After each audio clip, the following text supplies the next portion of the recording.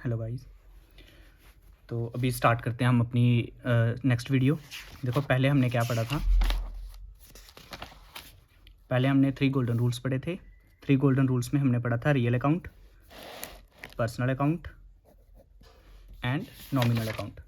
ठीक है, तो आपने ये याद कर लिए होंगे पहली वीडियो में, फर्स्ट वीडियो में हमने ये किया था।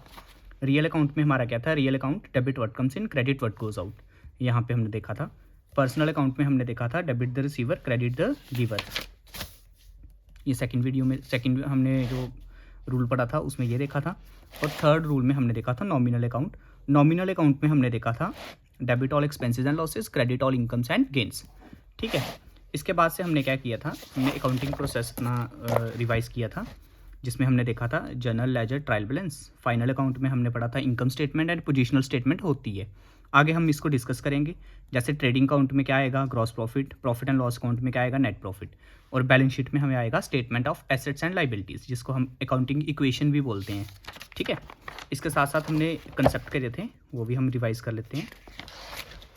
कंसेप्ट में हमने एक सेपरेट लीगल एंटिटी कंसेप्ट किया था, जिसमें हमने बोला था ओनर और बिजनेस अलग अलग होते हैं। ठीक है, और सेकेंडली हमने क्या किया था, सेकेंडली हमने double entry book keeping system सीखा था, कि जिसमें क्या होता है, debit always equal to credit होता है। यहाँ पे हमने ये इसको वेरीफाई भी किया था।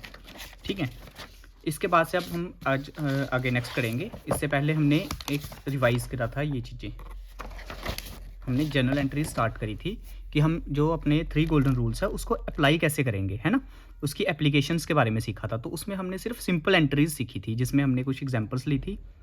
और अगर आपने इसकी प्रैक्टिस करी है तो आपको आगे और भी मज़ा आएगा पढ़ने में।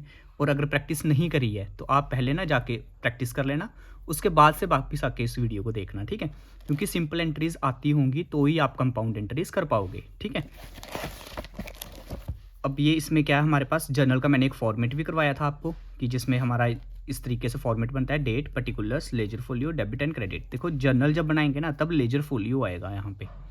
ठीक है, कई बार वो पूछ लेगा जर्नल में कौन सा फोलियो आता है। ठीक है, तो आपको बताना है लेजर फोलियो आता है। जब हम लेजर्स बनाएंगे तब हम देखेंगे लेजर में हमारे पास जर्नल फोलियो आता है। ठीक है, तो ये छोटी छोटी डिटेलिंग्स हैं, हम इसको डिटेल में इसलिए पढ़ रहे हैं ताकि कहीं से भी कोई भी क्वेश्चन बन जाए हम उसको आराम से कर पाएँ। अगर हमें पूरा इसका स्ट्रक्चर नहीं पता होगा तो हम कभी भी क्वेश्चन को अटैम्प्ट नहीं कर पाएंगे। ठीक है, और अगर हमें पूरा प्रोसेस, पूरा स्ट्रक्चर पता है तो हम आसानी से, बिल्कुल आराम से इस प्रोसेस को पूरा कर पाएंगे, हम पूरे क्वेश्चंस को अटैम्प्ट कर पाएंगे, हमें पूरी कहानी पता होगी इसकी। ठीक है, यानी कि हम कॉमन सेंस लगा के भी तब क्वेश्चन को सॉल्व कर पाएंगे। ठीक, तो अभी हम आज जो करेंगे, देखो हमने सिंपल एंट्रीज करी थी और आप उसको ना प्रैक्टिस कर लेना। मैंने टेलीग्राम का आपको लिंक दिया हुआ है, तो टेलीग्राम के लिंक पे जाके वहाँ पे एक PDF मिलेगी, वहाँ पे सिंपल एंट्रीज होंगी, वो आप ट्राई कर लेना। ठीक है, और अगर उससे रिलेटेड कोई भी डाउट वगैरह होगा तो आप वो मेरे को ना वहीं पे टेलीग्राम पे मैसेज कर देना, तो मैं वहीं पे आपका रिप्लाई कर दूंगा। ठीक है, इसके बाद से, या फिर आप ऐसे भी कर सकते हो, आप चैट GPT या जेमिनी से भी पूछ सकते हो, पर कई बार वहाँ पे गलत आंसर भी दे देते हैं। ठीक है, तो इसलिए थोड़ा सा वेरीफाई करके चलना। ठीक, तो इसके बाद से अब हम आगे करते हैं कि सिंपल एंट्रीज तो हमारी हो गई। अगर आपने सिंपल एंट्रीज कर ली हैं तो इसको करने का मज़ा है, अदरवाइज़ आपको कोई मज़ा नहीं आएगा।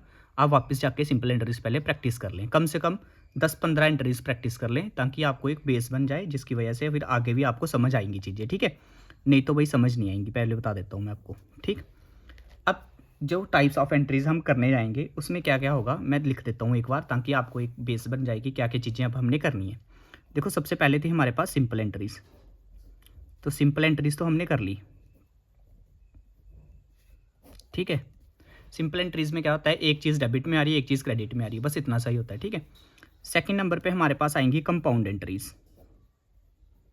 कंपाउंड एंट्रीज में क्या होता है कि भाई जहाँ तो डेबिट में 2 आ जाएंगे, यहाँ तो क्रेडिट में 2 आ जाएंगे। जैसे यहाँ पे है ना, cash account debit to capital account, एक चीज़ डेबिट में एक चीज़ क्रेडिट में, वहाँ पे हो सकता है कैश के साथ यहाँ पे डेबिट में एक और चीज़ आ जाए और क्रेडिट में एक चीज़ आ जाए। ठीक है, यानी कि यहाँ पे ऊपर भी एक से ज़्यादा एंट्रीज हो सकती हैं, नीचे भी एक से ज़्यादा एंट्रीज हो सकती हैं, तो उसको हम कंपाउंड एंट्रीज बोलते हैं। ठीक है, थर्ड नंबर पे हम पढ़ लेंगे यहाँ पे entries related to bad debt. ठीक है, बैड डेट क्या होते हैं ये भी मैं बता दूंगा, और उससे रिलेटेड क्या एंट्रीज होंगी वो भी मैं बता दूंगा आपको। ठीक है, फोर्थ नंबर पे हमारे पास हम पढ़ेंगे बैंकिंग ट्रांजेक्शन्स, कि बैंक से रिलेटेड हमारे पास क्या एंट्रीज होंगी। ठीक है, आप पता क्या करना ना, जर्नल एंट्रीज को बिल्कुल भी स्किप मत करना, क्योंकि आगे आने वाले जो चैप्टर्स होंगे हमारे, कैश बुक, परचेज बुक, ठीक है, सेल्स बुक, वो सारी हम जर्नल एंट्रीज को बेस मान के ही कर लेंगे सॉल्व। ठीक है, जर्नल लेजर और ट्रायल बैलेंस वाले प्रोसेस से ही हम सारी की सारी एंट्रीज़ को सॉल्व कर लेंगे, यानी कि पूरे के पूरे चैप्टर सॉल्व हो जाएंगे सिर्फ 4-5 बातें कंसेप्ट की सीख के। ठीक है, तो बैंकिंग होगी हमारे पास। इसके बाद से हमारे पास आएंगी transaction related to goods. Goods मैंने बताया था आपको, गुड्स क्या होती हैं, चीज़ें, ठीक है, जिसमें हम रेगुलरली डील करते हैं। ठीक है, तो ट्रांजैक्शन रिलेटेड टू गुड्स हो जाएंगी। उसके बाद से हमारे पास आएंगी transaction related to fixed assets, कि फिक्स्ड एसेट्स की कोई ट्रांजैक्शन आ जाएंगी तो उसको हम कैसे करेंगे। ठीक है, इसके बाद से हमारे पास आ जाएगी फुल सेटलमेंट वाली एक एंट्रीज होती है। ठीक है, ये कॉमन सेंस की बात है। फुल सेटलमेंट वाली एंट्रीज को हम कैसे पास करते हैं ये सीख लेंगे। ठीक है, और लास्ट में हम सीखेंगे एडजस्टमेंट एंट्रीज। एडजस्टमेंट एंट्रीज जो होती हैं ये इंपॉर्टेंट है थोड़ी सी। ठीक है, क्योंकि एडजस्टमेंट एंट्रीज के आगे क्वेश्चंस बनते हैं, इससे रिलेटेड हम आगे फाइनल अकाउंट में भी हम एडजस्टमेंट्स करते हैं ना, तो एडजस्टमेंट एंट्रीज का थोड़ा सा ध्यान से हम सीख लेंगे। ठीक है, वैसे इजी लगेगा सब कुछ अगर आप रिलेट करके करोगे तो, यानी कि अगर जिस सीक्वेंस में मैं पढ़ा रहा हूँ उसी सीक्वेंस में पढ़ते जाओगे, वैसे वैसे प्रैक्टिस करते जाओगे तो ये ईजी लगेगा, अदरवाइज प्रॉब्लम हो सकती है। ठीक है, तो अभी कंपाउंड एंट्री, सिंपल एंट्रीज हो चुकी हैं, तो हम कंपाउंड एंट्रीज से स्टार्ट करते हैं। ठीक है, तो कंपाउंड एंट्रीज में हमारे पास सबसे पहले क्या आता है, तो मैं एक एग्जांपल लेके समझा देता हूँ इसको। जैसे 2 टाइप के हमारे पास डिस्काउंट होते हैं। ठीक है, एक होता है ट्रेड डिस्काउंट, ठीक है, और सेकंड हमारे पास होता है कैश डिस्काउंट। ठीक है, तो एक कहानी की तरह समझते हैं। जैसे मान लो आप बाज़ार गए, आपने उसको बोला कि मेरे को ना एक पीस चाहिए कोई किसी भी चीज़ का। आप मान लो एक बुक खरीदने गए, आपने बोला एक बुक चाहिए, उसने बोला 100 रुपीज़ की है। ठीक है, एक बुक कितने की बोली उसने, 100 रुपीज़ की। ठीक है, आपने बोला ऐसे करो मुझे ना 10 पीसेस चाहिए, कितने कितने की लगा दोगे, तो वो उसको आपको बोल देगा कि भाई 90 की लगा देंगे आपको अगर आप 10 पीसेस लेते हैं तो। ठीक है, तो एक पीस मिल रहा था 100 का और 10 पीसेस आपने बोला तो उसने 90 के बोल दिए। ठीक है, अब जो यहाँ पे उसने पर प्रोडक्ट जो 10 रुपीज़ का जो हमें छूट दी है उसको हम बोलते हैं डिस्काउंट। पर ये कौन सा डिस्काउंट है, ट्रेड डिस्काउंट। क्यों दिया उसने, क्योंकि हम एक साथ ज़्यादा बल्क में सामान खरीद रहे हैं। ठीक है, तो इसके लिए हम क्या लिख सकते हैं, क्यों देते हैं trade discount, for promotion of sale या ट्रेड, यानी कि हमारा ज़्यादा सामान बिक जाए उसकी वजह से जो हम डिस्काउंट देते हैं उसको हम बोलते हैं ट्रेड डिस्काउंट। ठीक है, इसको हम बुक्स में रिकॉर्ड नहीं करते हैं, आप ये याद रखना, जब हम जर्नल बनाते हैं तब हम इसको बुक्स में रिकॉर्ड नहीं करते हैं। ठीक है, इसके बाद से क्या हुआ, हम एग्जांपल ले लेते हैं, ऐसे कि हमने टोटल लिया 10,000 का सामान लिया। ठीक है, और हमने इसको बोला कि भाई इकट्ठा सामान ले रहे हैं, डिस्काउंट दे दो, उसने 10% का डिस्काउंट दे दिया। ठीक, तो हमारे पास बच गए यहाँ पे कितने पैसे देने हैं उसको, 9,000। ठीक है, अब सिचुएशन क्या आ गई भाई, ये तो आ गया हमारा ट्रेड डिस्काउंट। क्यों, क्योंकि भाई हमने इकट्ठा सामान लिया था, उसने हमें छूट दे दी 1,000 रुपये की, तो हमारे पास अब पेंडिंग बच गए 9,000, हमने उस बंदे को 9,000 पेमेंट करनी है। ठीक है, अब हमने इसको बोल दिया कि भाई ऐसे करना, आप ये ना 9,000 हमसे थोड़ी देर के बाद ले लेना, यानी कि हमने उसके साथ उधार कर लिया। हमने बोला 3 महीने के बाद ले लेना, या हमने बोला 1 महीने के बाद ले लेना, या हमने बोला 10 दिन के बाद ले लेना। अब मेरे को ये बताओ, आज पैसा मिल जाए वो बढ़िया बात है, या 3 महीने के बाद मिले, 1 महीने के बाद मिले, वो ज़्यादा अच्छी बात है। तो भाई नेचुरल सी बात है, सबको पता है कि भाई जितनी जल्दी पैसा मिल जाए वही अच्छा है। क्योंकि देखो आज इसको 9,000 मिलेगा ना, तो ये सामान लाएगा, उसको फिर बेचेगा, सामान लाएगा फिर बेचेगा और उससे प्रॉफिट कमाएगा। 3 महीने में हो सकता है ये 10 बार कर दे ये प्रोसेस, तो 10 बार का प्रॉफिट कमा लेगा, है ना। तो अगर 3 महीने के बाद पैसे मिलेंगे तो पैसे फंसे रहेंगे, हो सकता है मिले ना मिले। ठीक है, तो इसलिए क्या होता है कि हम उसको बोलते हैं कि जैसे मान लो हमने उसको बोल दिया कि आप ऐसे करो 10% कम दे दो बट आज ही दे दो, तो भाई सामने वाला बंदा भी सोचेगा यार 10% कम दे रहा हूँ आज, तो भाई आज ही पैसा दूंगा तो 10% का फ़ायदा हो जाएगा। ठीक है, तो क्या किया, एक और डिस्काउंट दे दिया, यानी कि हमने क्या बोल दिया इसको कि भाई ऐसे कर 10% कम दे दे बट आज ही दे दे।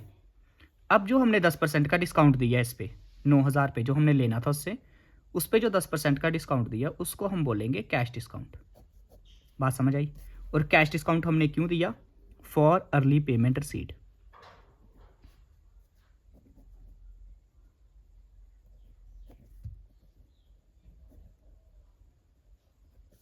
कि हमें पैसा जल्दी मिल जाए, उसके लिए जो हमने डिस्काउंट दिया उसको हम बोलेंगे ट्रेड डिस्काउंट। ठीक है, इसको हम बुक्स में रिकॉर्ड करते हैं। ठीक मैं फिर से इसको रिपीट कर देता हूँ। 10,000 का हमने सामान खरीदा, और इकट्ठा सामान खरीदा था बंदे ने, ठीक है, तो हमने इसको 10% का डिस्काउंट दे दिया, यानी कि हमने क्या किया, 10,000 का सामान बेचा तो 10% की हमें छूट मिल गई कि हमने बल्क में सामान खरीदा है, ठीक है। फिर बचा 9,000, हमने बोला कि भाई हम 3 महीने के बाद देंगे, ठीक है। बंदा हमें बोलता है, जो सेलर था उसने बोला कि भाई आप ऐसे करो 10% कम दो बट आज ही दे दो, तो हमने उसको दे दिए 10% कम, तो हमें एक और डिस्काउंट मिल गया जिसको हमने बोला कैश डिस्काउंट। अच्छा, अगर हम आज ही पेमेंट ना करते तो क्या डिस्काउंट मिलता कैश वाला? नहीं मिलता भाई, क्योंकि इसमें तो कंडीशन है ना कि भाई आज पेमेंट करोगे तो परसेंटेज का डिस्काउंट मिलेगा, अगर आज पेमेंट नहीं करोगे तो डिस्काउंट नहीं मिलेगा, सिंपल। तो भाई ये कब होगा? कंडीशनल हो सकता है वो बोले कि आज दे दो तो डिस्काउंट ले लो, हो सकता है वो बोले 3 दिन के अंदर अंदर कर लोगे तो डिस्काउंट मिल जाएगा, वो कंडीशनल हो सकता है, तो वो आप कॉमन सेंस के साथ समझ सकते हो, ठीक है। अब इसका मैं एक ना क्वेश्चन फ्रेम करता हूँ जिससे आपको कंपाउंड एंट्री समझ आ जाएगी, ठीक है। तो भाई क्वेश्चन क्या है इसका कि हमने क्या किया, गुड्स सोल्ड फॉर ₹10,000, ठीक है, at the rate 10% trade discount and 10% cash discount, ठीक। अब यहाँ पे कंडीशन क्या आएगी, payment received on same day, यानी कि अगर उसी दिन उसने पेमेंट कर दी है तो हमने डिस्काउंट देना है, ठीक है, क्योंकि कंडीशनल था ये। तो अब सेम डे पे पेमेंट हो रही है तो डिस्काउंट देंगे, ठीक है। सबसे पहले तो हमने क्या करना है, हिसाब कर लेना, ये सेम वही हिसाब किया हुआ है, ठीक है। क्या किया हमने, गुड्स सोल्ड किए हैं कितने के, 10,000 के, 10,000 का सामान बेचा, ठीक है, हमने लिख दिया 10,000 बेचा। 10% का ट्रेड डिस्काउंट है, हमने 10% का ट्रेड डिस्काउंट लेस कर दिया, 10,000 का 10% कितना होता है, 1,000, ठीक है। तो ये डिस्काउंट हमने लेस कर दिया। अब हम क्या करेंगे भाई, इसको रिकॉर्ड नहीं करेंगे, क्या बोला हमने पहले, ट्रेड डिस्काउंट रिकॉर्ड नहीं होता बुक्स में, ठीक है।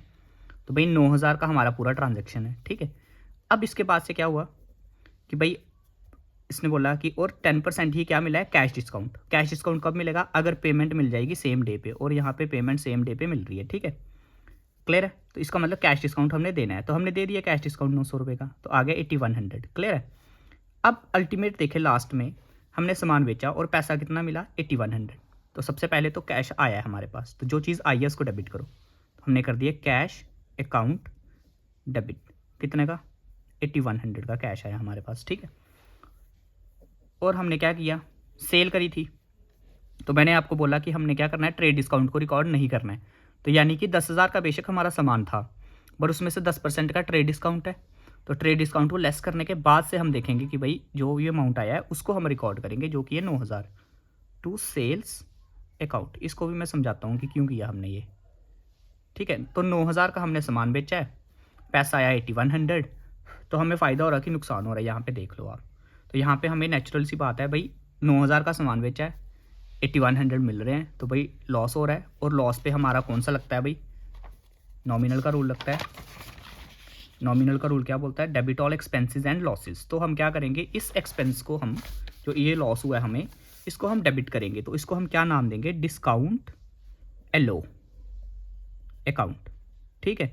तो हमने कितना डिस्काउंट एलो करा हुआ है, डिफरेंस देख लो 900 का, क्लियर है, ये बात समझ आई सबको।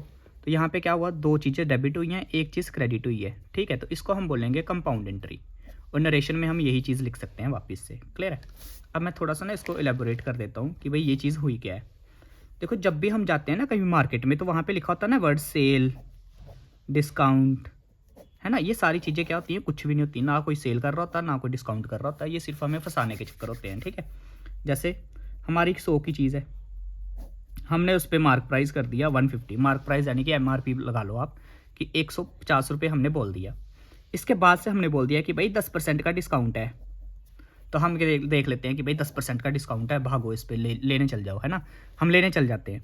तो बताओ भाई 100 का उसका जो टोटल इसको चीज़ पड़ी है वो 100 की पड़ी है, इसने प्राइस हमें बताया 150 है, और उसके बाद से 10% का डिस्काउंट दे दिया, तो वो डिस्काउंट कौन सा है, ट्रेड डिस्काउंट, क्योंकि डिस्काउंट देख के हम सब भाग जाएंगे पीछे कि भाई डिस्काउंट मिल रहा है, ठीक है। तो भाई कितना डिस्काउंट हो जाएगा, यहाँ पे 15 रुपये माइनस हो जाएंगे, तब भी तो 135 का बेच रहा है वो, ठीक है। एक्चुअल सेल प्राइस कितना उसका, 135।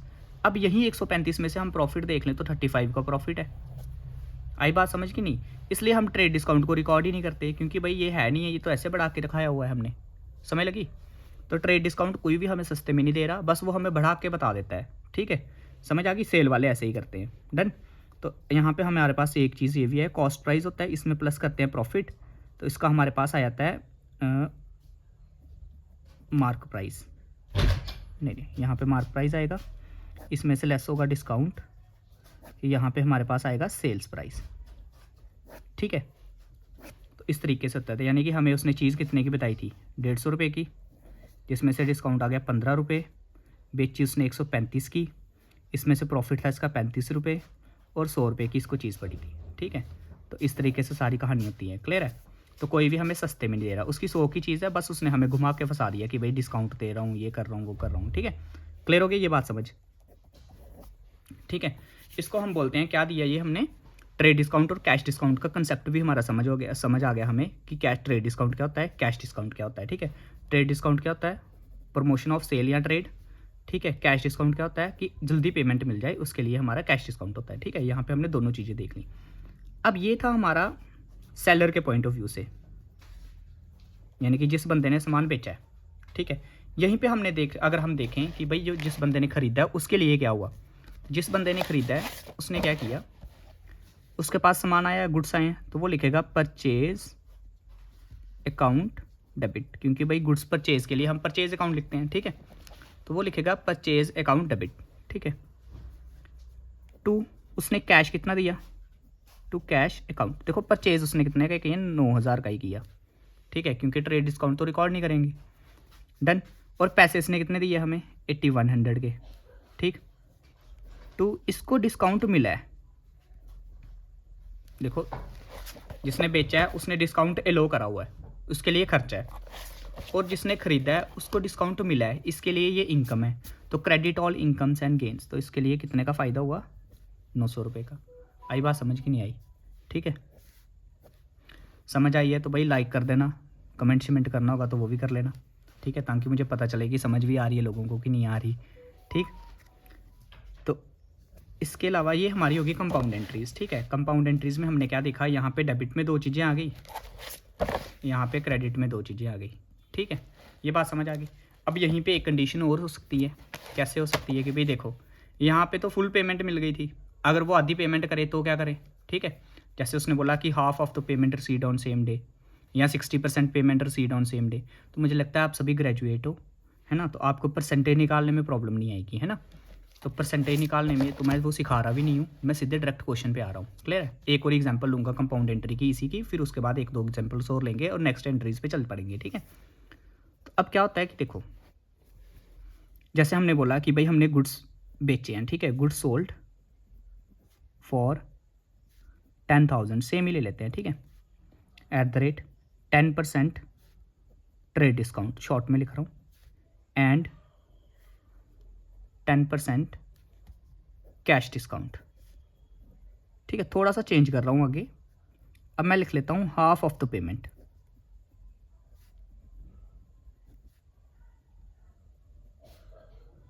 रिसीव्ड ऑन सेम डे, ठीक है। अब हमें क्या हुआ, आधी पेमेंट मिली है, आधी पेमेंट मिली है, तो भाई हम क्या करेंगे, देखो सबसे पहले तो हमने देखा कि भाई हमने यहीं पे हिसाब कर देता हूँ, 10,000 का सामान बेचा है, जिसमें से 10% का हमें ट्रेड डिस्काउंट मिल गया, ठीक है, बचा 9,000।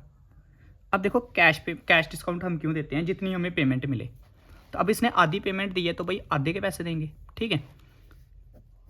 तो भाई 2 हिस्से कर लो, 4500 यहाँ पे आ गया और 4500 यहाँ पे आ गया।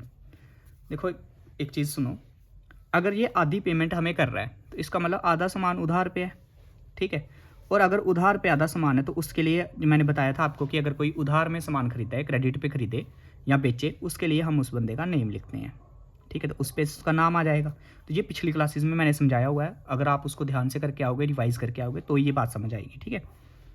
और आधी पेमेंट जो उसने कर दी है, इस पर हमें क्या देना है, इसको डिस्काउंट देना है। आई बात समझ, क्लियर है। तो क्या करेंगे, आधी पेमेंट पे जो उसने नहीं दी है पेमेंट, उस पर हम उसका नाम लिखेंगे, और जो पेमेंट उसने कर दी है उस पर हम इसको डिस्काउंट दे देंगे, ठीक है। 10% का डिस्काउंट दिया है पेमेंट पे, तो 4500 का 10% कितना आएगा, 450, तो ये पेमेंट हमें मिलेगी। देखो यहाँ तक का स्ट्रक्चर समझ आया हो तो आगे चलो। मैं फिर से एक बार रिवाइज़ कर देता हूँ। 10,000 का सामान खरीदा है, 10% का ट्रेड डिस्काउंट है, ठीक है। ट्रेड डिस्काउंट को हमने लेस कर दिया, बचा सामान 9,000 का। इसको तो हम रिकॉर्ड ही नहीं करेंगे, ठीक है, 9,000 को ही रिकॉर्ड करेंगे। अब जो आधा सामान उसने जिसके पैसे नहीं दिए हैं उसके लिए लिखेंगे नाम, यानी कि उधार पे है। और जो आधे पैसे उसने दे दिए सेम डे, उस पे हम दे देंगे डिस्काउंट। कौन सा डिस्काउंट देंगे भाई? कैश डिस्काउंट देंगे यहाँ पे, क्योंकि आधी पेमेंट मिल रही है, ठीक है। कैश डिस्काउंट लेस करने के बाद से हमें पता चल गया कि भाई पूरी पेमेंट कितनी मिल रही है, 4050 की। इसका मतलब कैश मिल रहा है इतना। डन। अब इसको रिकॉर्ड कैसे करेंगे? तो रिकॉर्ड कर लेते हैं। कैसे करेंगे रिकॉर्ड? देखो भाई, सबसे पहले तो हमारे पास, अगर हम सेलर हैं, यहाँ पे हम कौन है? सेलर। मैं दोनों के पॉइंट ऑफ व्यू से करवाऊंगा, ठीक है। तो सबसे पहले सेलर के पॉइंट ऑफ व्यू से करते हैं। तो सेलर के पॉइंट ऑफ व्यू से क्या है भाई? सामान बेचा है, पैसा आया है। कितना पैसा आया? तो हम लिखेंगे कैश अकाउंट डेबिट। कितना पैसा आया हमारे पास? 4050, ठीक है। और हमने डिस्काउंट एलो करा हुआ है, तो डिस्काउंट एलो भी हमारा क्या हो जाएगा? डेबिट। कितने का नुकसान हुआ हमें डिस्काउंट की वजह से? 450 का, ठीक है। इसके बाद से ये बंदा जो भी है, इसने सामान लिया है हमसे, ठीक है। तो ये पर्सनल है, ठीक है, क्योंकि पर्सनल अकाउंट आएगा जब भी उधार पे खरीदेगा। तो हम क्या करेंगे? Debit the receiver. अब यहाँ पे इस बंदे ने सामान खरीदा है, यानी कि हमारे लिए ये कस्टमर है। अगर तो इसका नाम दिया हो तो हम नाम लिखेंगे, और अगर नाम नहीं दिया हुआ तो हम कस्टमर लिख लेंगे। तो आप देख लो, आप इसको बोल लो कि मिस्टर ए था ये, ठीक है। नाम लिख देता हूँ, तो हम यहाँ पे लिखेंगे मिस्टर ए को कर देंगे डेबिट, या आप कस्टमर भी लिख सकते हो इसको, ठीक है, अगर नाम ना गिवन हो तो 4500 का इसने उधार करा हुआ है। टू, हमने क्या किया था? सेल्स। और सेल्स में हमने क्या करना है भाई? इसको तो रिकॉर्ड करना नहीं, तो सीधे 9,000 को रिकॉर्ड करेंगे। तो हम 9,000 को यहाँ पे रिकॉर्ड करेंगे। नरेशन में लिखेंगे गुड सोल्ड फॉर, यही वाला, good sold for 10,000 at the rate 10% trade discount and 10% cash discount, half of the payment received on same day, ठीक है। तो भाई यही हमारी नरेशन आ जाएगी। यहाँ पे नरेशन हम लिख लेंगे, ठीक है। इसको ना एक बार फिर से रिपीट करके समझ लेना, ठीक है, क्योंकि हो सकता है फर्स्ट टाइम में कुछ बच्चों को समझ ना आए। तो इसके लिए क्या करना? पुरानी क्लासेस देखना और उसके बाद से आके इसको समझना, ठीक है। तो ये तो हो गया सेलर का पॉइंट ऑफ व्यू। अब परचेजर का पॉइंट ऑफ व्यू भी देख लेते हैं। तो परचेजर के पॉइंट ऑफ व्यू से क्या होगा? तो भाई जो बंदा परचेज कर रहा है उसके लिए सामान आया है, तो वो क्या करेगा? परचेज अकाउंट डेबिट, है ना। परचेज अकाउंट डेबिट करेगा कितने से? 9,000 से। हिसाब कर लिया हमने पहले से ही, ठीक है। टू, कैश कितना दिया इसने? कैश ने दिया है हमें 4050, ठीक है। टू, यहाँ पे डिस्काउंट इसको रिसीड हो रहा है, तो इसलिए ये क्रेडिट कर रहा है इसको। क्लियर है? वो मैंने पहले बता दिया आपको कि यहाँ पे debit all expenses and losses, यहाँ पे credit all incomes and gains. तो भाई कितना डिस्काउंट मिला है? 450 का। टू, देखो भाई, जिससे हम सामान खरीदते हैं ना, उसको हम बोलते हैं सप्लायर। तो इसके लिए बेचने वाला कौन है? मतलब जिससे ये खरीद रहा है वो उसके लिए सप्लायर है, ठीक है, जिसे हम बोलते हैं ना सप्लाई आ रही है, तो भाई वो सप्लायर है इसके लिए। तो यहाँ पे हम बेच रहे थे जिसको, वो कस्टमर था। यहाँ पे हम जिससे खरीद रहे हैं वो सप्लायर है, तो यहाँ हम इसका नाम भी लिख सकते हैं, जो भी ऑपोजिट पार्टी का नाम होगा, ठीक है। टू सप्लायर, अगर वो नाम नहीं गिवन है, और अगर नाम गिवन है तो जो भी इसका नाम है यहाँ पे मिस्टर बी लिख देता हूँ मैं, ठीक है। 4500। बात समझ आई कि नहीं आई? डन। तो यहाँ पे क्या है भाई, ये सेलर के पॉइंट ऑफ व्यू से है। वो बेच रहा था तो पैसा आया, डिस्काउंट भी दिया इसने, और बंदे से पैसे लेगा इन फ्यूचर, क्योंकि भाई वो रिसीवर था, ठीक है। तो डेबिट द रिसीवर किया हमने। टू, सेल्स किया। सेल्स हमारे लिए इनकम है, इसलिए इसको क्रेडिट किया, ठीक है। अब परचेजर के पॉइंट ऑफ व्यू से गुड्स आए हैं तो उसको डेबिट किया, कैश गया उसको क्रेडिट किया, डिस्काउंट रिसीड हुआ, इनकम है, क्रेडिट किया। और जो भी ये बंदा है इसको हमने क्या किया भाई? ये क्रेडिट द गिवर कर दिया इसको। क्लियर है? तो भाई गोल्डन रूल्स हर जगह अप्लाई हो रहे हैं, तो गोल्डन रूल्स भी आने चाहिए, प्लस आपको हर एक चीज़ें पता होनी चाहिए जो भी मैंने पहले बताई हैं। तो उसके बाद ही आप इसको रिलेट कर पाओगे। अदरवाइज़ आपको ऐसे लगेगा कि हम छूट गए हैं पीछे, ठीक है, समझ नहीं आ रही चीज़ें। डन। तो ये हमारी कंपाउंड एंट्रीज़ हैं। डन। इसके अलावा और कैसे कंपाउंड एंट्रीज आ सकती हैं? तो जैसे ये बोले कि भाई हमने गुड्स बेचे हैं, गुड्स सोल्ड फॉर ₹10,000, ठीक है। तो ये बोल दे 60% पेमेंट रिसीव्ड थ्रू बैंक। तो भाई आधी पेमेंट कितनी 60% पेमेंट बैंक में मिली है, बाकी कैश में मिली होगी। तो हमने सामान बेचा है, पैसा आएगा, कितना पैसा आएगा देखो, कैश कितना है हमारे पास, तो कैश अकाउंट डेबिट करेंगे। भाई 10,000 है, 10,000 में से 60% अगर बैंक से मिला है तो बाकी कैश में मिला हुआ है, ठीक है। तो भाई 40% बचा, 4,000 कैश आ गया, बैंक अकाउंट भी डेबिट करेंगे क्योंकि भाई बैंक में देखो पैसा आ रहा है तो डेबिट द रिसीवर, है ना। 6,000 मिला बैंक में, 2 किया क्या हमने सेल्स, ठीक है। तो ये सिंपल है, बिल्कुल सिंपल है, इसमें कोई प्रॉब्लम नहीं आएगी क्योंकि ट्रेड डिस्काउंट और कैश डिस्काउंट में प्रॉब्लम आनी थी वो मैंने सबसे पहले ही सिखा दिया। डन। इसके बाद से कंपाउंड एंट्रीज में क्या होगा, आपको बस इतनी कॉमन सेंस लगानी है कि भाई किस रूल, किस चीज़ पे कौन सा रूल एप्लीकेबल हो रहा है, क्लियर है। यहाँ पे 3 पार्टीज थी, कौन कौन सी पार्टीज थी भाई, एक तो था हमने गुड्स बेचे हैं तो उसके लिए सेल्स था, भाई कैश में पेमेंट मिल रही है और बैंक में पेमेंट मिल रही है, तो 3 पार्टीज थी। कैश आया हमने रियल का रूल लगाया, बैंक पे हमने पर्सनल का रूल लगाया, सेल्स पे हमने अपना नॉमिनल का रूल लगाया, बात खत्म हो गई। डन, क्लियर हुआ भाई। इस तरीके से जैसे अब यहाँ पे अगर आप सेलर के परचेजर के पॉइंट ऑफ व्यू से करोगे तो क्या हो जाएगा, purchase account debit to cash to bank, है ना। 2 किसको डिनोट करता है, ये जो डेबिट वाले होते हैं उसके साथ हमने डेबिट लिख देते हैं, और जो जिसके साथ 2 लगाता है वो क्रेडिट वाली होती है एंट्रीज, ठीक है। जैसे हमने यहाँ पे एंट्रीज ये करी हुई है ना, तो यहाँ पे ये तीनों डेबिट की एंट्री है, ये क्रेडिट की है, यहाँ पे ये डेबिट की है, ये तीनों क्रेडिट की हैं, ठीक है। यहाँ पे भी देखो तो ये डेबिट की है, ये दोनों क्रेडिट की हैं। डन। तो यहाँ पे अगर हम देख लें तो ये दोनों डेबिट की हैं और ये क्रेडिट की है। डन। तो नरेशंस आप लिख सकते हो, मुझे लगता है इतना सा तो आप कर ही सकते होंगे, है ना। नरेशंस में कुछ नहीं करना था, बस हमने जो चीज़ें करी हैं ट्रांजैक्शन, उस ट्रांजैक्शन का मीनिंग बताना होता है कि हुआ क्या है ऊपर, मतलब उसको एक तरीके से आप बोल सकते हो एक्सप्लेन करना है। डन। देखो अब ये जो कंपाउंड एंट्रीज है ना, इसमें आपको इससे रिलेटेड और भी आगे एंट्रीज आ सकती हैं, उसके लिए मैं आपको प्रैक्टिस के लिए ना एक पीडीएफ दे दूंगा, वो भी टेलीग्राम पे मिल जाएगी आपको, ठीक है। उसमें जो भी डाउट्स होंगे वो हम एक बार फिर से क्लियर कर देंगे। मैं ऐसे करूँगा ना कि एक क्लास ऐसे ऑर्गेनाइज कर दूंगा कि भाई पूरी पीडीएफ को ना मैं एक एक एंट्री को एक्सप्लेन कर दूंगा। उस क्लास में आप क्या करना, कॉपी पेन लेके पहले ही बैठ जाना, ठीक है। तो मैं एंट्री को पढ़ूंगा, उसकी एंट्री बोलूँगा और आप उसको लिख लोगे। उसके लिए पहले आपको थोड़ी थोड़ी प्रैक्टिस करनी पड़ेगी ताकि जब मैं एंट्री बोलूँ तो आप लिख पाओ। जैसे अगर मैं कोई भी एंट्री बोलूँगा, cash account debit to sales account या purchase account debit to cash account, तो आप इसको लिख पाओ, है ना। तो इस इतनी सी आपकी कंडीशन बन जाए कि आप एंट्री को मैं बोलूँ तो आप लिख पाओ, ठीक है। क्योंकि हर एक क्वेश्चन को पूरा यहाँ पे निकालना पॉसिबल नहीं है, उसमें बड़ा टाइम वेस्ट होगा। तो बेटर क्या होगा कि मैं हर एक जनरल एंट्री को एक्सप्लेन कर दूंगा इन फ्यूचर, जब ये सारी एंट्रीज खत्म हो जाएंगी हमारे कंसेप्ट वाली, तो आप उस एंट्रीज को लिखते जाना आराम आराम से, ठीक है। डन।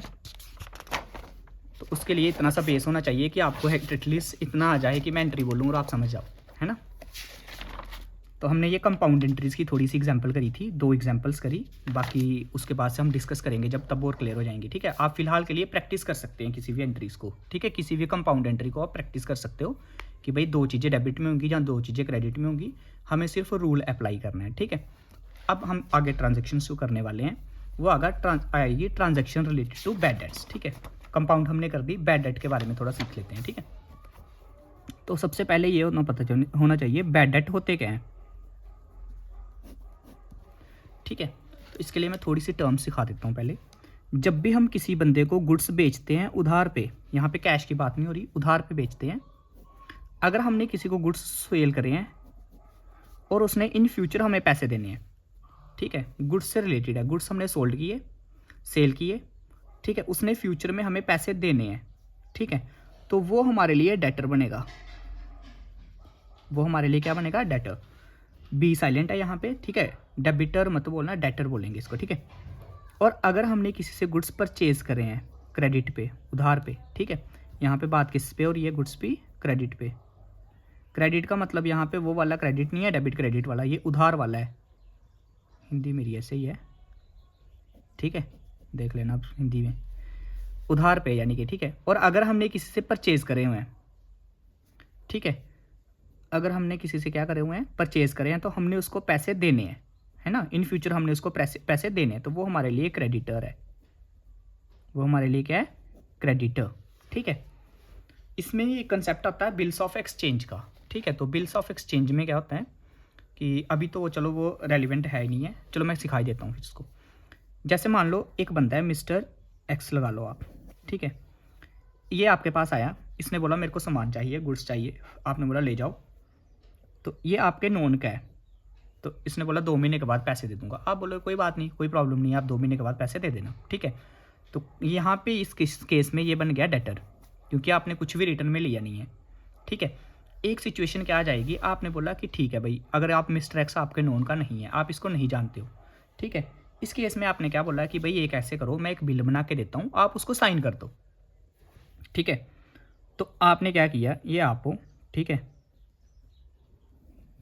आपने एक ना बिल्स ऑफ एक्सचेंज बनाया, ठीक है। उस पर आपने लिखा जितना भी अमाउंट था कि भाई ये 10,000 है, ये आप मेरे को दे दोगे 3 महीने के बाद, ठीक है। ये बिल आपने दिया इसको कि भाई इस पर ना आप साइन कर दो। अब ये मिस्टर एक्स ने इस पर साइन कर दिए, उसके बाद से ये बिल्स ऑफ एक्सचेंज आ गया एग्जिस्टेंस में, यानी कि अब आप लीगली इससे पैसा ले सकते हो। अगर 3 महीने के बाद मिस्टर एक्स पैसा नहीं देगा तो आप इसको कोर्ट में जाके मतलब लेके जा सकते हो, ठीक है। तो यहाँ पे टाइम पीरियड कितना होता है, 3 ग्रेस डेज भी होते हैं, 3 मंथ प्लस 3 डेज। जैसे हमारे अगर हमने किसी को बोला है 10 तारीख को पेमेंट ले लेना, तो वो 10 को ही आ जाए तो हम बोलते हैं यार तू 10 तारीख ही आई है ना, तो वो बोलता है चल 1-2 दिन अग्गा पीछे कर लेने हैं, तो 3 दिन और दे देने हैं, है ना, तो 3 दिन और दे देते हैं इसको, ठीक है। 3 मंथ प्लस 3 डेज। 3 डेज किसके लिए देते हैं कि ताकि जैसे अब जैसे 10 तारीख को ही कोई आदमी आ जाए तो हम उसको बोलते हैं कि भाई कोई बात नहीं, 2-3 दिन बाद में आ जाना या 1-2 दिन रुक ले, तो वो 3 दिन हमने आगे एक्स्ट्रा दे दिए, है ना, उतना ही ऐसे हमारे इंडियन कल्चर में। तो भाई बिल्स ऑफ एक्सचेंज आ गया एग्जिस्टेंस में। अब क्या हुआ, मिस्टर एक्स ने पैसे देने हैं, तो इसके लिए ये होगा बिल्स पेबल, ठीक है। और हमने पैसे लेने हैं तो हमारे लिए ये बनेगा बिल्स रिसीवेबल, ठीक है, ठीक है, bills payable and bills receivable, done. अब यहाँ पे क्या होगा, देखो जिस डेटर्स कौन थे जिनसे हमने पैसे लेने हैं, है ना, जिनसे हमने क्या करने हैं, पैसे लेने हैं, तो अगर हमने पैसे लेने हैं तो वो हमारे लिए बनेंगे बिल्स रिसीवेबल, और जिसने पैसे देने हैं तो उसके लिए बनेंगे बिल्स पेबल, डन। ये दोनों गुड्स से रिलेटेड होते हैं, यानी कि देखो जैसे अगर आपने किसी से उधार में पैसे लिए हुए हैं ना, नगद पैसे लिए हुए हैं, तो वो हमारे डेटर क्रेडिटर में नहीं आते, ठीक है। डेटर क्रेडिटर में कौन सी ट्रांजैक्शंस आती हैं, जो गुड्स से रिलेटेड हो। अगर गुड्स से रिलेटेड उधार है तो उसको हम डेटर क्रेडिटर बोलते हैं, डन। क्लियर हो गया ये चीज़, ठीक। ऐसे नहीं होता कि भाई डेटर ये हैं कि जिनसे हमने पैसे लेने हैं और क्रेडिटर्स वो हैं जिनको हमने पैसे देने हैं, नहीं। गुड्स से रिलेटेड पैसे अगर लेने देने हैं तो डेटर क्रेडिटर होंगे, ठीक है, नहीं तो वो लोन्स या एडवांसेस की कैटेगरी में आ जाता है, डन। समझ आ गई ये बात। अब हम देखते हैं आगे की ट्रांजैक्शन इसमें कि बैड डेट क्या होता है। तो जैसे मान लो हमने किसी को सामान बेचा था और वो था हमारा डेटर, ठीक है, जिससे हमने 3 महीने के बाद पैसे लेने थे, ठीक है। अब उस बंदे ने हमें वो पैसे नहीं दिए, तो वो बन गया हमारे लिए बैड डेट, ठीक है। इसमें एक वर्ड और हम सीख लेते हैं, इंसॉल्वेंट क्या होता है, ठीक है। वीडियो हमारी थोड़ी लंबी हो चुकी है, तो मैं इंसॉल्वेंट को क्लियर करूंगा आज, ये बैड डेट वाली करूंगा, उसके बाद से फिर नेक्स्ट क्लास में मैं आगे वाली ट्रांजैक्शंस कर लूँगा, ठीक है। तो इंसॉल्वेंट क्या होता है हमारे पास, जैसे मान लो हमारे पास ये अकाउंटिंग की इक्वेशन होती है, इसको आप लिख लेना, assets equal to liabilities plus capital. जैसे आप अपनी बात कर लो, आपने कोई एक चीज़ लेनी है, कोई भी 1 लाख की कोई आपने चीज़ लेनी है, 1 लाख का आपने मोबाइल लेना है, या 1 लाख की कोई भी चीज़ लेनी है, कोई एसेट क्रिएट करना है, डन। तो इसमें क्या हो सकता है, एसेट आपका आएगा 1 लाख का, डन, बट आपके पास अपना पैसा है 60,000, तो भाई फिर 40,000 उधार उठाना पड़ेगा, डन। तो ये हमारी अकाउंटिंग की इक्वेशन ऐसे बनती है। इसको भी हम जब थ्योरी वाला थोड़ा पोर्शन करेंगे ना, तब हम इसको क्लियर करेंगे, डन। तो क्या हुआ, assets always equal to liability plus capital, यानी कि जब भी हम कोई चीज़ लेते हैं, कोई भी हम कोई एसेट क्रिएट करते हैं या कोई भी ऐसे नॉर्मल भी कोई चीज़ लेते हैं, तो भाई हम क्या करते हैं, या तो अपना पैसा लगाते हैं या तो हम उधार लेके करते हैं, ठीक है। जैसे आप गाड़ी लेने जाते हो, डाउन पेमेंट देते हो, डाउन पेमेंट दी आपने 1 लाख रुपए की, बाकी जितना रिमेनिंग होगा आप लोन कर लेते हो, तो लोन क्या लाइबिलिटी है, डन। और एसेट तो आपके पास आ गया 1 लाख का। पर अब क्या होता है कि सॉल्वेंट और इनसॉल्वेंट क्या होता है, सॉल्वेंट होता है जो बंदा मतलब कि इस पोजीशन में है कि वो अपने सारे के सारी लाइबिलिटीज़ पे कर सकता है। लाइबिलिटीज़ क्या होती हैं, क्लेम्स, जिम्मेदारियाँ, जो हमने किसी का देना है कुछ भी, या हम पे ऑब्लिगेशन है या जिम्मेदारी है, ठीक है। फिलहाल के लिए इतना सीख लो इसके लिए, डन। तो जैसे मान लो अगर हमारे पास हमने लोगों से पैसा कितना लेना है, जैसे 1 लाख हमारा 1 लाख का एसेट है और यहाँ पे इक्वेशन हमारी सेटिस्फाइड है। एक एग्जांपल ले लेते हैं, मान लो आपने सारे एसेट्स बेच बूझ के आपके पास 80,000 इकट्ठा होता है, पर आपने लोगों के पैसे देने हैं 1,00,000 रुपया। तो इस केस में आप क्या हो गए, इंसॉल्वेंट हो गए। इंसॉल्वेंट क्यों हो गए, दिवालिया निकल गया। अब बोलते डूब गया बंदा। ठीक है, जैसे आप मान लो आपके पास कोई भी एक चीज़ है, जैसे मान लो आपके पूरे टोटल अभी के लिए आप पोजीशन अपनी देख लो कि आपने कितने लोगों से पैसे लेने हैं और कितने पैसे लोगों को देने हैं। तो जैसे मान लो अगर आप इस कंडीशन में हो कि आपने लोगों से लेने लूने सारा इकट्ठा कुट्ठा करके सारी प्रॉपर्टी बेच बूझ के आपके पास 50 लाख इकट्ठा होता है, पर आपने जब हिसाब लगाया कि पैसे देने कितने हैं लोगों के, तो आपने देखा लोन पे ब्याज लग गया हुआ है, इस पैसे ने इस पे इतना इंटरेस्ट लग गया है, ऐसे वैसे मिला मिलू के आपने देना लोगों का 1 करोड़ या 80 लाख। ठीक है, तो यहाँ पे आपके पास क्या हुआ, 30 लाख का घाटा चल रहा है, आप मतलब डूब चुके हो, आपका दिवालिया निकल चुका है। ठीक है, इसको हम पोजीशन को बोलते हैं इंसॉल्वेंसी। डन, सोल प्रोप्राइटर के केस में। डन। और अगर आप इंसॉल्वेंट हो, आप पैसा नहीं दे सकते हो, तो उसके लिए कोर्ट क्या करता है, क्योंकि बिजनेस में भी ये सिचुएशन आ सकती है कि भाई बिजनेस के एसेट कम है और लाइबिलिटीज़ ज़्यादा हैं। ठीक है, तो जब बिजनेस में ऐसी सिचुएशन आती है तो कोर्ट से एक बंदा आता है, इसको बोलते हैं ऑफिशियल रिसीवर। इसको क्या बोलते हैं, ऑफिशियल रिसीवर। वो क्या करता है, हमसे हमारा बिजनेस ले लेता है और क्या करता है, हमारे सारे एसेट्स बेच के हमारी सारी लाइबिलिटीज़ को पे कर देता है। तो जैसे मान लो हमने भी इस बंदे से पैसे लेने थे, हमने इससे 10,000 लेना था और ये कोर्ट का बंदा बोले कि देख इसका बिजनेस डूब चुका है, हम तुम्हें देंगे सिर्फ 8,000 रुपये। ठीक है, ये हमें बोल दे हम तुम्हें देंगे सिर्फ 8,000 रुपये, तो अब हम 2,000 रुपये और एक्स्ट्रा क्लेम नहीं कर सकते। डन, समझ आई, क्योंकि भाई हम क्लेम कहाँ करेंगे, कोर्ट में। और ये जो ऑफिशियल रिसीवर होता है ये पहले ही कोर्ट का बंदा है, इसी ने ऑर्डर दिया है हमें कि भैया आपको 2,000 का नुकसान होगा। डन, तो ऐसी सिचुएशन भी हो सकती है। ठीक है, तो मैं फिर से रिवाइज करा देता हूँ। बैड डेट में हमने सीखा क्या, हमने देखा बैड डेट में होता क्या है, गुड्स होते हैं, गुड्स हमने बेचे हैं तो सेल्स होगा, और अगर उधार पे बेचे हैं तो हम इन फ्यूचर पैसे लेंगे, उसको बोलेंगे डेटर्स या बिल्स रिसीवेबल। और गुड्स अगर हमने खरीदे हैं तो उसके लिए जिससे हमने पैसे देने हैं फ्यूचर में, क्रेडिटर्स या बिल्स पेएबल। डन, फिर ये हमने सीखा बिल्स रिसीवेबल और कैसे होते हैं। फिर इंसॉल्वेंसी का हमने पढ़ा, इंसॉल्वेंट क्या होता है, वो बंदा जो इस पोजीशन में नहीं है कि वो अपने सारे उधार पे कर सके। ठीक है, अपनी सारी प्रॉपर्टी बेच के भी। डन, जैसे हमने बोला कि भाई 80,000 का सामान है, उसके पास पैसे पूसा इकट्ठा करके 80,000 इकट्ठा होता है, पर देने लोगों के 1,00,000 है, तो इसका मतलब इंसॉल्वेंट है भाई। जैसे एक और एग्जांपल लिया आप, 50 लाख उस पर पूरा इकट्ठा होता है, पर 80 लाख लोगों का देना है, तो उस केस में भी वो क्या है, इंसॉल्वेंट है। और बिजनेस में जब ऐसी सिचुएशन आती है तो भाई कोर्ट क्या करता है, ऑर्डर कर देता है कि भाई आप ऑफिशियल रिसीवर एक वहाँ पे अपॉइंट कर देता है। वो क्या करता है, हमसे हमारा बिजनेस ले लेता है और क्या करता है, हमारे सारे एसेट्स बेचता है और जितने भी पैसे बनते हैं उससे लाइबिलिटीज़ पे करता है। डन, और इसी बंदे से अगर हमने भी पैसे लेने थे तो क्या करेगा भाई, जिसको भी हमने पैसे देने, यानी मान लो अगर 10,000 देना था किसी का, अगर इसने 8,000 दिए तो उसको 8,000 ही एक्सेप्ट करने पड़ेंगे। क्लियर हो गया, तो 2,000 का जो नुकसान हुआ है इसको हम बोलते हैं बैड डेट। ठीक है, तो अगर जानबूझ के बंदा पैसे नहीं दे रहा, ये तो हो गई एक सिचुएशन कि भाई बिजनेस में सारे अपनी रेपुटेशन मेंटेन करके चलते हैं। अगर कोई जानबूझ के पैसा नहीं दे रहा और हमने उम्मीदें छोड़ दी, तब भी वो बैड डेट है। क्लियर है, जैसे आप मान लो अपने दोस्त को सामान आपने बेच दिया, अब दोस्त पैसे नहीं दे रहा भाई, बोलता नहीं देने पैसे, तो दोस्त के बैड डेट ही होंगे भाई, सिंपल सी बात है। डन, तो अब क्या हुआ, हम इसको भी एक एग्जाम्पल के साथ समझ लेंगे। जैसे हमने गुड्स बेचे थे, ठीक है, जहाँ मान लो एक बंदा है मिस्टर एक्स। ठीक है, ऐसे लिख लेता हूँ मैं इसको एग्जांपल को, receipt final payment from mister X rupees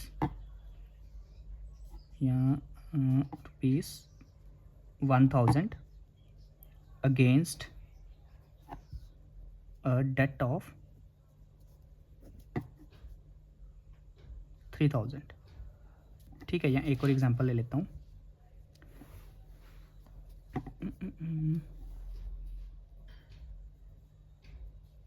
recede 50% of payment from official receiver of mister B.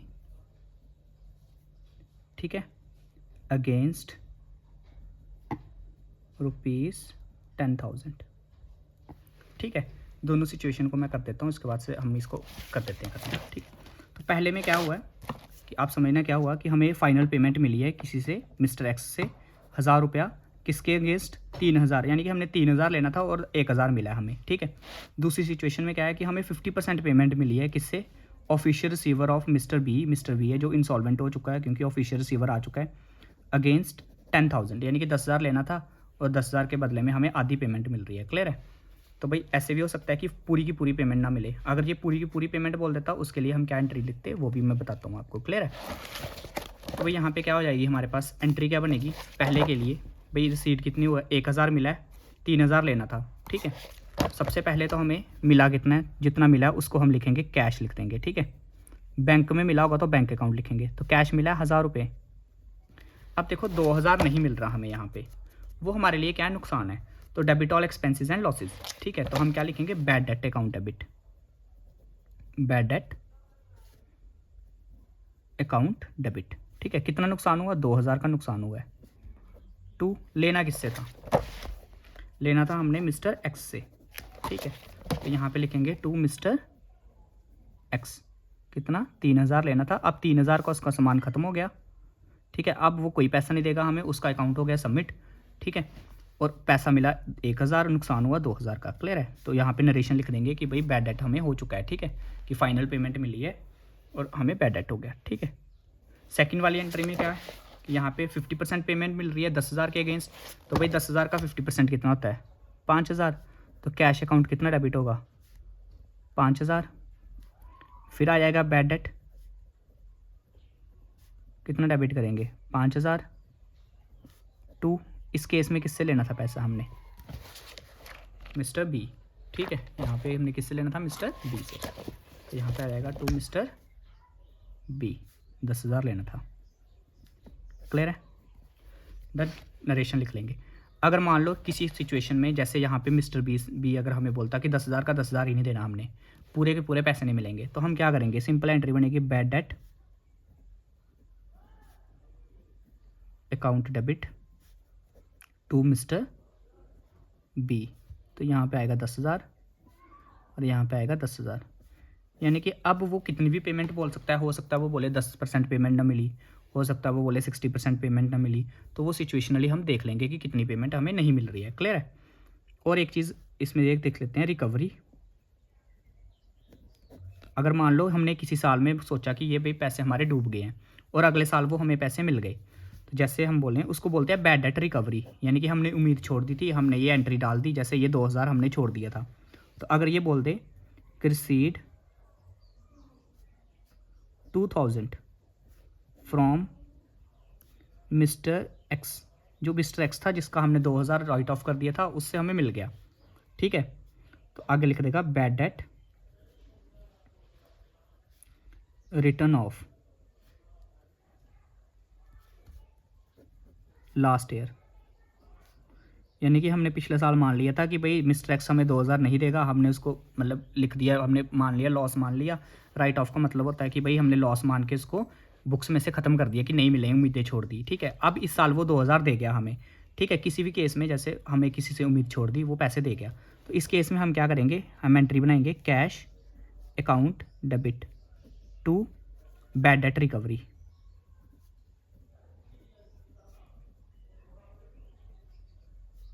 Recovery account.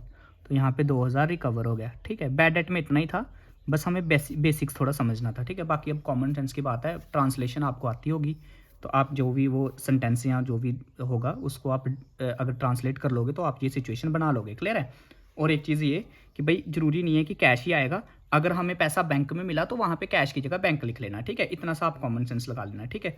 तो आज के लिए इतना काफ़ी है, थोड़ी वीडियो लंबी हो गई है बट कोई बात नहीं, आप देख लेना इसको। Thank you. और नेक्स्ट वीडियो मैं अब कल ही कर दूंगा, एक्चुअली मैं कहीं घूमने गया था, तो अभी रेगुलर वीडियोस आ जाएंगी। डन। ओके।